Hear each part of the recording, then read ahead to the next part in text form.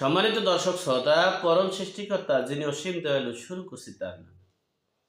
আজকের বিষয় হচ্ছে খুব দ্রুত একটা পরিবর্তন আসছে বাংলাদেশে। যাই হোক, সে বিষয়ে সংক্ষেপে আপনাদের সাথে শেয়ার করছি। আপনারা দেখেছেন এই 5ই আগস্টের পর ভারত বিদ্বেষী আমরা অনেকেই, অনেক রাজনৈতিক নেতারা, বিএনপি, জামাত, শিবির, চরমনাই, এমনকি ডক্টর মোহাম্মদ ইউনূসও বলতে শুরু করেছিলেন। কিন্তু যে কোনোভাবেই হোক না কেন, সেই ভারতের সাথেই তলে তলে একটা আঘাত করার চেষ্টা করেছে, ক্ষমতা দখল করার চেষ্টা করেছে। ডক্টর মোহাম্মদ ইউনূস ব্যালেন্স করে চলার চেষ্টা করছে এবং রাজনৈতিক দলগুলো আর ভারত বিদ্বেষী বক্তব্য তাদের আর নেই। অপরদিকে এই বিএনপি বলেছিল যে অন্তর্বর্তীকালীন সরকার একটা অরাজনৈতিক সরকার, কিন্তু দুঃখের বিষয় গত পরশুদিনও এই ডক্টর মোহাম্মদ ইউনূসের প্রেস সচিব শফিকুল ইসলাম বলেছেন, নো, এটা অরাজনৈতিক সরকার নয়, অরাজনৈতিক অন্তর্বর্তীকালীন সরকার নয়, এটা রাজনৈতিক অন্তর্বর্তীকালীন সরকার। কিভাবে? আমরা ছাত্রদের নেতৃত্বে রাজনীতির প্ল্যাটফর্মে গণ অভ্যুত্থানে, গণবিপ্লবের মাধ্যমে যে বিজয়, সেই বিজয় আমরা বিপ্লবী সরকার। আমাদের সরকার সেই বিপ্লবী প্ল্যাটফর্মের সরকার।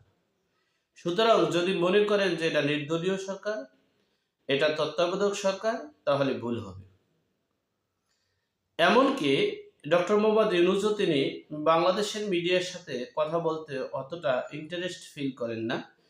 তিনি যতটা ইন্টারেস্ট ফিল করেন বহির্বিশ্বের মিডিয়ার মাধ্যমে কথা বলতে। তিনি বহির্বিশ্বের মিডিয়ার মাধ্যমে বলেছেন যে অন্তর্বর্তীকালীন সরকারের যে ছাত্র প্রতিনিধি আছেন, যে বিপ্লবের মাধ্যমে আমরা যে বিপ্লবী সরকার, সেই ছাত্ররা একটা রাজনৈতিক প্ল্যাটফর্ম করছে এবং তারা প্রতিনিধিত্ব করবে সেই প্ল্যাটফর্মে।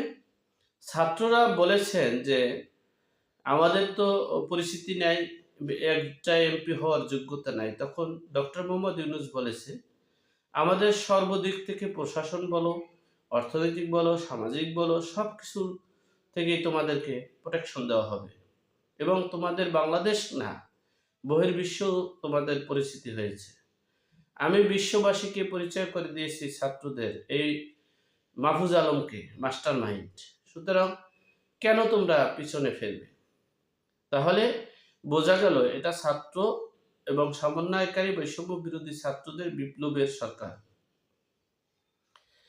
আর একটা বিষয় হচ্ছে যোগসূত্র। এখানে বাংলাদেশের স্নাইপার অস্ত্রের অঢালা অস্ত্র আছে। আপনারা প্রতিনিয়ত দেখছেন যে বিএনপি নিজেরা দখলবাজির জন্য গোলাগুলি করছে। তারা এক পক্ষকে আর এক পক্ষ গুলি করছে। গতকালকেও 30 জন দলের বিএনপিরই 30 জন যুব দল আর স্বেচ্ছাসেবক দল, তাদের ভিতরে মারামারি হয়। 30 জন তারা হাসপাতালে আছেন। শুধু মারামারি নিয়ে গোলাগুলি। এখন বিষয় হচ্ছে গোলাগুলি হচ্ছে, এই অবৈধ অস্ত্রগুলো কেন উদ্ধার হচ্ছে না? এই অবৈধ অস্ত্রগুলো কেন উদ্ধার হচ্ছে না এবং গ্রেপ্তার হচ্ছে না?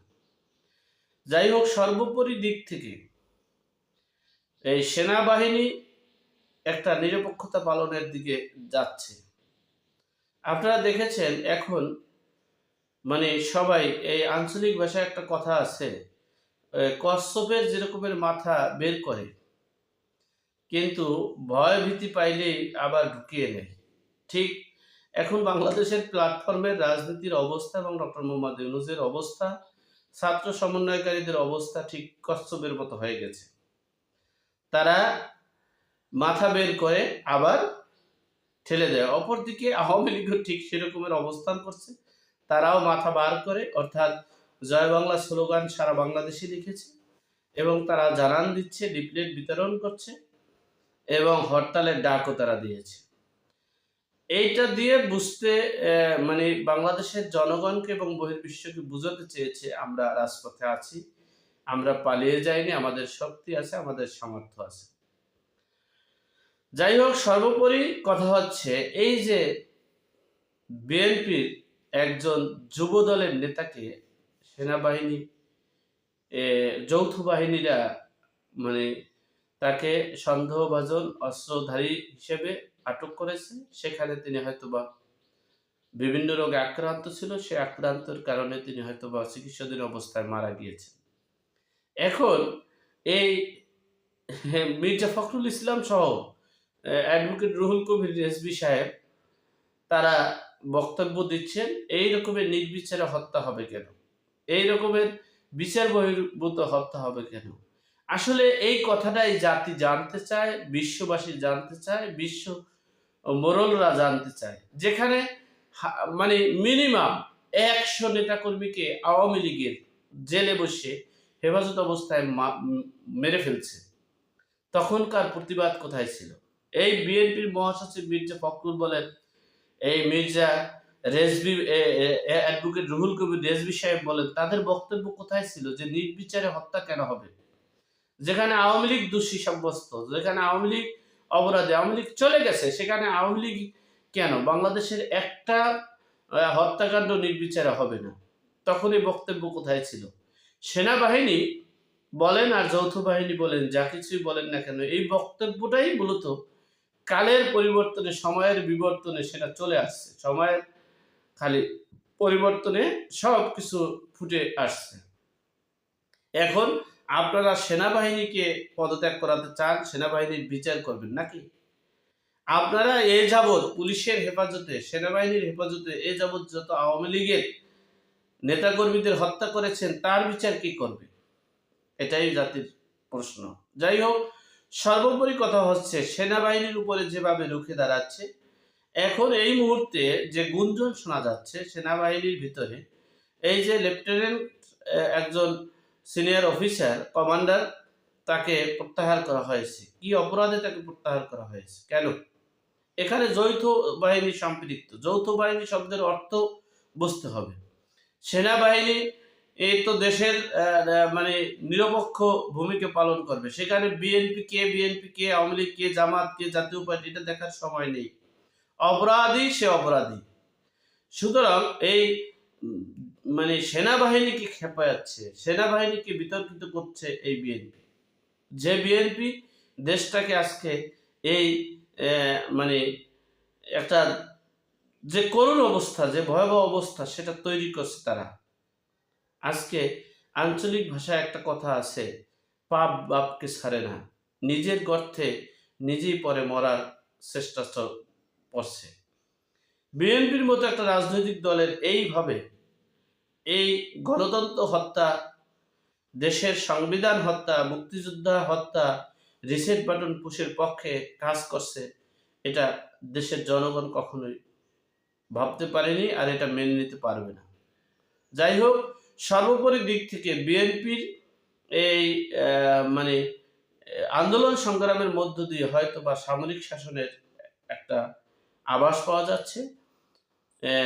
যেভাবেই হচ্ছে না কেন, যেহেতু এই অন্তর্বর্তীকালীন সরকার তারা নিরপেক্ষ সরকার না, তারা নাকি বিপ্লবী সরকার, তারা নাকি ছাত্র প্রতিনিধিত্বের সরকার, তারা নাকি ছাত্রদের রাজনৈতিক দলের সরকার, ছাত্রদের প্ল্যাটফর্মের সরকার, সেহেতু আর বহির্বিশ্বে সবাই আর বিএনপি সবসময় বলেছেন, জামাত শিবির হেফাজতরা বলেছেন এরা নিরপেক্ষ সরকার। সুতরাং এখন আর তারা নিরপেক্ষ নেই।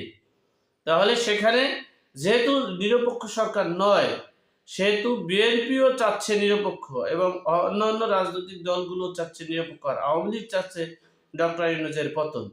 সবকিছু মিলিয়ে সামরিক শাসনের একটা আভাস গুঞ্জন। গতকালকে রাত্রে বিশ্ব সূত্রে জানতে পারলাম সামরিক শাসনের জন্য 3টা পক্ষ হয়েছে, 2টা পক্ষ সরাসরি হিট করছে সামরিক শাসনের জন্য। কিন্তু ডক্টর ওয়াকারুজ্জামান সেনাপ্রধান চাচ্ছে না সামরিক শাসন, কারণ সেনাপ্রধান বারবারই চিন্তা করছে যে 1975 সালের সিপাহী যুদ্ধ তিনি দেখেছেন, 1975 সালের 7ই নভেম্বরের সিপাহী যুদ্ধ দেখেছেন, এরপরে 1979 সালের এই যে এই হোসেন মোহাম্মদ এরশাদেরটা দেখেছেন, মঈনুদ্দিন ফখরুদ্দিনের যে নির্মম ইতিহাস সেটা দেখেছেন, বিধায় তারা নিতে চাচ্ছে না। কিন্তু সর্বদিক থেকে বিবেচনা করে দেশটাকে একটা নিউট্রাল জায়গায় এবং দেশের জনগণের স্বস্তি এবং দেশের জনগণ যাতে নিরপেক্ষভাবে দেশের কল্যাণে, দেশের জনগণের কল্যাণে এবং দেশের জানমাল এবং মৌলিক অধিকার নিশ্চিতের জন্য সেনাবাহিনী শাসন এখন খুবই জরুরি। আর সেই দিকেই হাঁটছে বাংলাদেশ। যাই হোক, এখন সর্বোপরি কথা হচ্ছে ডক্টর ওয়াকারুজ্জামান কি করতে চাচ্ছেন।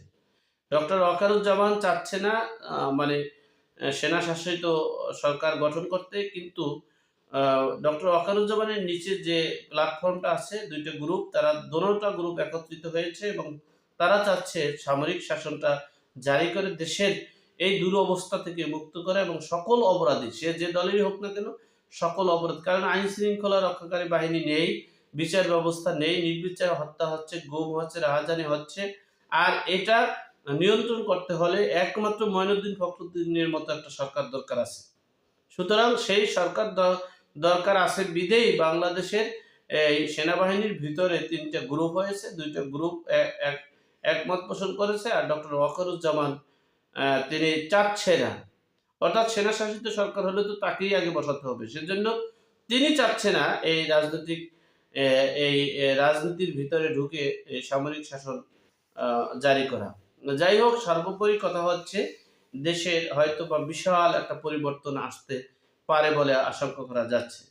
আল্লাহ আমাদের সকলকে সঠিক জ্ঞান দান করার তৌফিক দান করুক, আমিন। আসসালামু আলাইকুম।